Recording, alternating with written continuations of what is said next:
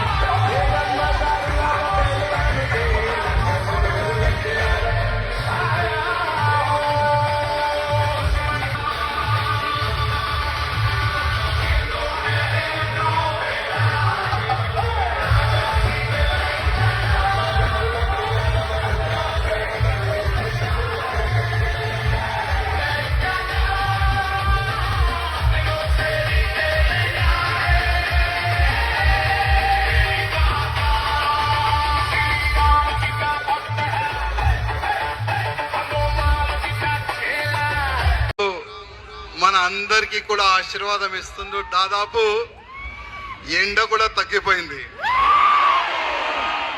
రామ భక్తుల పైన ఎంత ఆశీర్వాదం ఉన్నది అది మీరు ఆలోచన చేసుకోవచ్చు తమ్ముళ్ళారా। अभी हर वर्ष की बात है, इस वर्ष भी आप सबके सहयोग से, आप सबके आशीर्वाद से भव्य रूप से श्री रामनवमी शोभा यात्रा प्रारंभ होने जा रही है। मेरे मित्रों, अभी हनुमान चालीसा से हम यहाँ शोभा यात्रा प्रारंभ करेंगे। सभी हमारे मित्रगण, मेरे राम भक्त हनुमान चालीसा सामूहिक हनुमान चालीसा का पाठ पढ़ने के बाद